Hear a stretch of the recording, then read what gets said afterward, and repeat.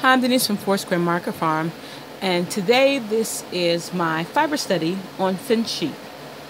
Now, I did a small piece on fin sheep when I did my Fab 5, and I combined the fin sheep and the Jacob together, so really it was more like Fab 6. I didn't really do a proper study then, but on the Facebook group Choose Your Own Breed Study, they decided to do a collective study on fin sheep from August through November. And I figured this was a perfect time for me to go ahead and complete an actual fin sheep study. So here I am. Now, I have my fiber study page, and you can find this in my Etsy store. I'll provide a link below if you like something more structured. And I have here two different sources of fin. Now this is raw fin, natural white, and I bought this fin from Dottie Sullivan, who's in Oklahoma, and I got this about 4 years ago on Etsy, so I'm not really even sure if Dottie is still selling it, but it's wonderful, nice and raw and lightly washed. And over here I have a ounce of fin, gray fin. It's commercial comb top, and I bought this from Imani Hopkins of Hopkins Fiber Studio. Let me show you the card. And you can find Imani on her website at Hopkins Fiber Studio or on Facebook. Let me just give you a little background about fin. Okay, fin is also known as fin sheep or Finis landrace, and it's a native Finnish breed. It's a very hardy breed, thrives in rugged climates on high refuge feed. One of the key characteristics of the fin sheep is that it has multiple lambs and with natural short tail. So if you're into sheep breeding, it's one of those breeds that has multiple lambs at one time. Okay, now if you didn't know this, fin sheep are actually long wools. So they have that very lustrous fiber, and if you, let me see, when the light hits this, you can see the luster in this. Yeah, there we go. That's a much better view. So it has that luster just like all of the long wools. And this one, you can see the crimp is variable. It depends, of course, on the animal and the breeding. But it still has that very silky handle. And it's curly. So it reminds me a lot of the Leicester long wool. It's like a softer version of the Leicester long wool with the curly. Okay, now, just like the crimp is variable, the actual, I'd say, micron count softness of the fleece is also variable. You can get a micron count anywhere between 24 microns to 31 microns. So you could get some really soft next to the skin fin, and you could get something that's a little harder for outer garments, blankets, and throws. So it so depends. And one of the reasons I love fin is that when I get the blankets that are of a lower micron count, I can use them with the Angora and the alpaca. And the silkiness of it and that lower micron count preserves the softness and handle of the alpaca and the Angora. So it's not going to take anything away from there. And at the same time, it's giving me that long wool feature because I have pretty long staple Angora. And it's giving me that luster. So fin is just one of those breeds I just love. Okay, now, on my chart here, I have 4 categories. I have raw, wash, spun and plied, and write down my prep. So for the gray, it's already prepped. I would just pull myself a little sample I would lay it here on my card for washed, and then I would write natural gray,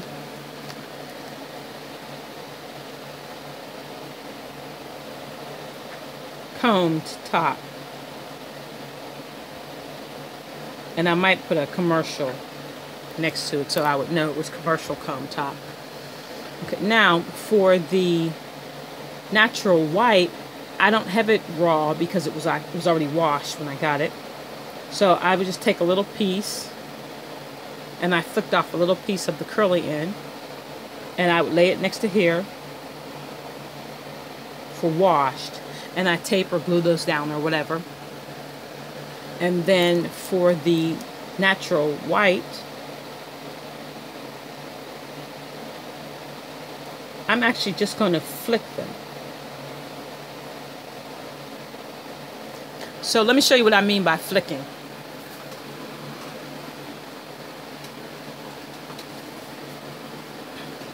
Okay, so here's my giant hand carder. I've got to move these samples off the way.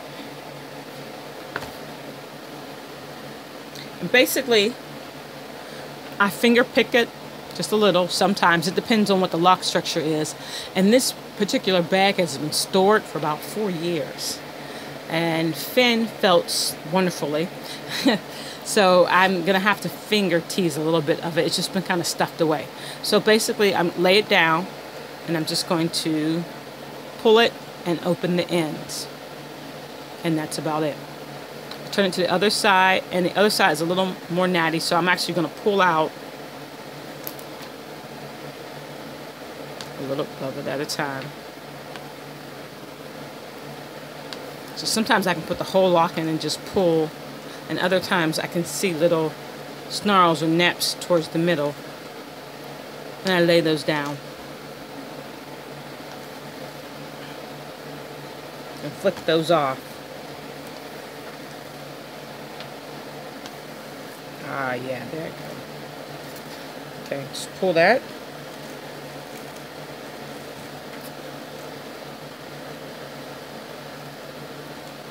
Okay, here I'm left with the neps. And you know, there are some people who use the neps, like the neps, in the fibers for art yarns and things like that. I'm not really into that, at least not at the moment. There may come a time where that's something I'm interested in, but for what I'm using my yarn for and how I like yarn, no, not really. So I just get rid of those, and now I have a really nice flicked kind of sliver of yarn, and that is what I'm going to do for the 1 ounce. I'm going to do a 1 ounce sample for this breed study, and I'll go ahead and measure out 1 ounce of fiber, and this is how I'm going to do it. So I'm going to prep my fiber, and then I'll show you the setup for spinning. Okay, so here I am at the Ladybug, and hopefully there won't be too much dog barking going on because they're all in here with me. Jewel is running across the floor. I'm going to start with the flicked fin first. This is 1 ounce of fin, and if you're curious, here's 1 ounce of fin. It was actually more like 1.1 ounces, and this is the amount of waste that I got from flicking the fin. And it hardly even registered on the scale. So here's our nice fin to spin, flicked out and beautiful and fluffy. So I set the drive band on the second largest whirl. Sorry about that. Second largest whirl.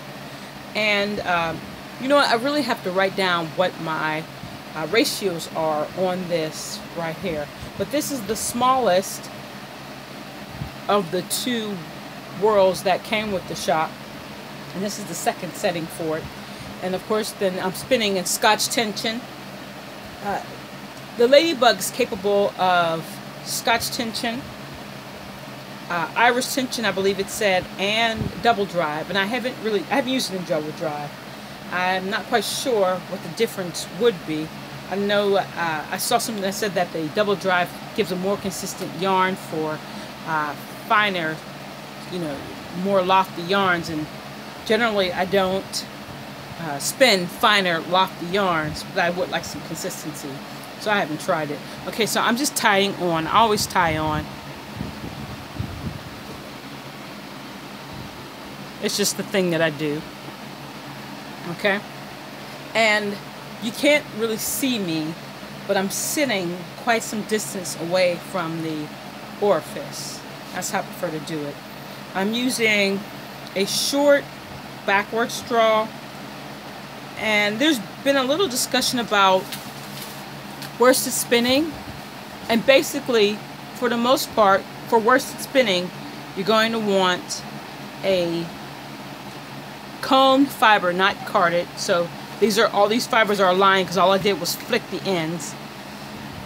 And you want a short draw, and you're compressing the fiber with your finger, as opposed to allowing the twist to go all the way up into the drafting zone. So whether I'm using a short forward draw or a short backwards draw, I don't really think it makes any difference, as long as my prep and my drafting, as far as squeezing the air out of the yarn, is the same. Now, since this is a long wool, I don't want to turn it to a rope, and so I'm going to treadle slowly and not put a great deal of twist into this.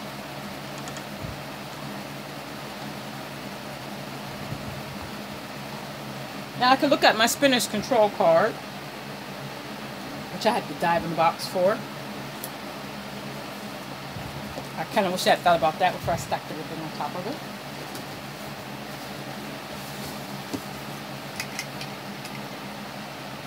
I keep the spinner's control card around the back of the Luette, but in the case of the Ladybug, it doesn't really fit without touching and interfering, so I haven't found a good place to put it on here. And so far, it looks like this would be about fingering weight. Remember, all yarns have a range, so once it's, and I'm spinning worsted, so I'm not going to get a great deal of change even when I wash. I don't get a great deal of bloom when I wash because I'm spinning a hard worsted yarn, and pretty much what you see is what you're going to get when it comes to this. Okay, so there we go. It's all checked and ready and rolling. You can see I've made a little progress here. Hopefully you can hear me over the fan. It is really hot here.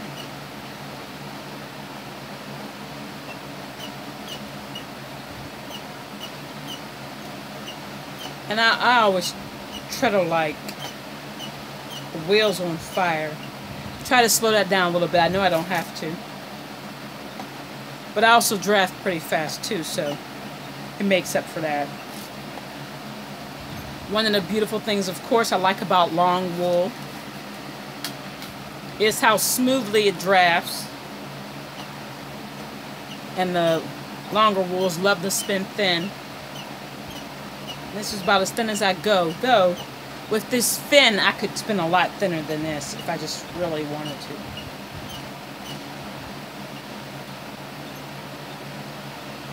Okay. So basically, this is how this is going to go. I'm going to spin the gray fin in exactly the same way. At exactly the same thickness, or of course as close as I humanly can to get it exact. So I'll fill up this bobbin. I am going to wind it into a center pull ball and ply from both ends. And I will join you back to video when I'm ready to ply the gray fin.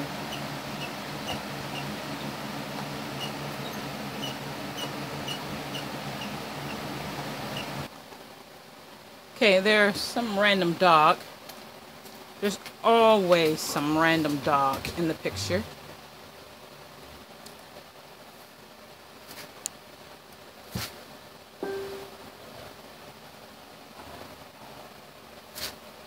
Could you not do that now? It's time to put the gray on. Here we go. As I mentioned, I'm working with comb top, and I'm going to go ahead and split this up.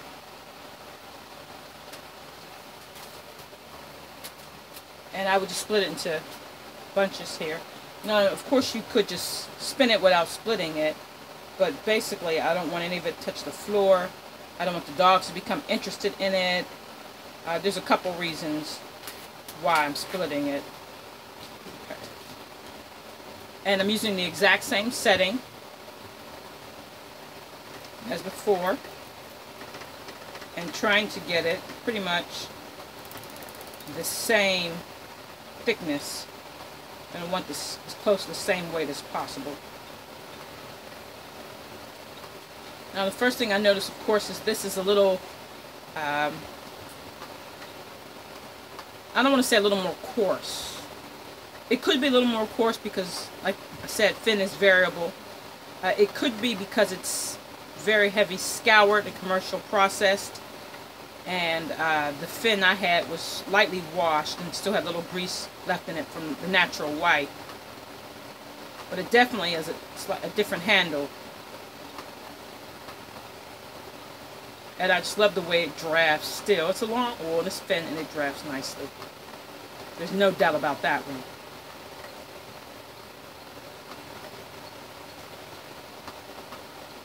And I'm just filling up the bobbin.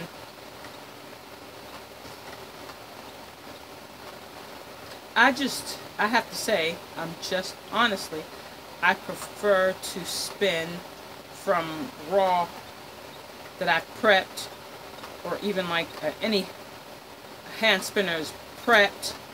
There was something I got from a local mill that it was pretty nice too. I have a preference for that. I just like the handle and the feel of the fiber. So I already factor that in as I spin this.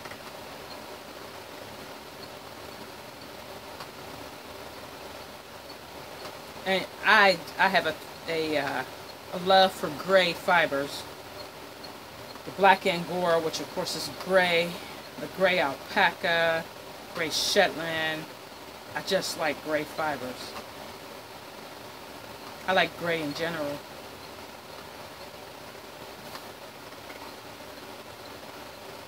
Okay, so pretty much that's how I'm going to continue. This fin is a little shorter staple than what I was working with before, as opposed to the natural.